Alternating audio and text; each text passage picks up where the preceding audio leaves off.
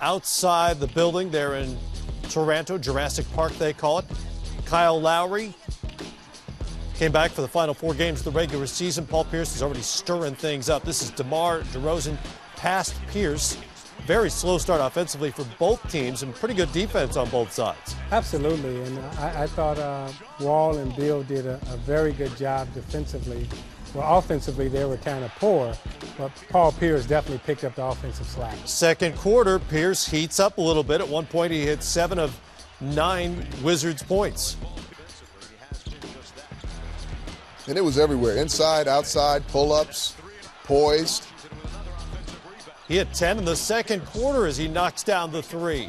Washington up by 4 at halftime. Third quarter, Pierce injured in the opening minute. Screen from Jonas Valanciunas. Watch it again. Washington would call timeout. Pierce would return shortly thereafter. Just looked like maybe a stinger. Oh, yeah. Yeah, and this is where I'm sure Pierce is saying to Nene, hey, you got to talk, you got to call a screen, because he wasn't aware the screen was there. But his shoulder's fine. Jay's still on. He's okay. Everything is all right. Pierce knocks down the 3, and it's a 9-point lead. Here comes Amir Johnson.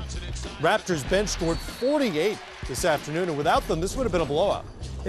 Go ahead, Rick. No, it would have been, and they went to a small lineup, put Paul Pierce at the 4 there for a stretch. They had some success. But they missed the board help.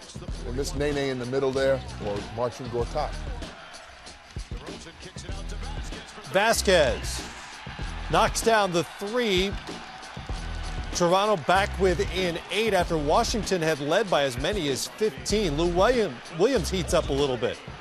And I thought when Vasquez came into the game, he gave them a huge lift. He settled them down, got Lou a couple of shots, but it just wasn't enough for them today. Williams had 10 off the bench. Beal off the curl, mid-range jumper goes. Somehow he hit it, landed on his backside, and came up no worse for wear. And Kyle Lowry wasn't much of a factor in this game, fouled out on the play. 3-point contest. Vasquez, completely fearless. He knocks down the 3.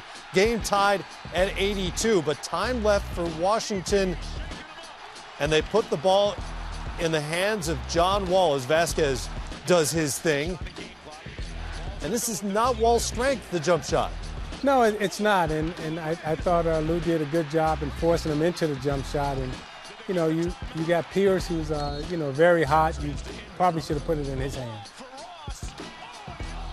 One more chance with a lob. 0.4 left. They put on the clock after that play, and Otto Porter defended it well, and then nearly tipped it in. That would have been unfortunate. That would have been unfortunate. It would be a good word for that. But there's Nene. To the overtime, Wall to Nene, and that's what Wall does better in the half court. Yeah, and at this point, Nene had played 16 minutes. It was big to have him back in the game. 5 rebounds in overtime, 3 offensive. Added some presence in the paint. And the Raptors just couldn't hit a shot in the overtime. They didn't score the first 4.5 minutes of it. Wound up 2 of 11 from the field in the overtime period. 2 of 9 from the field in the overtime period. And Washington hangs on to win it 93-86.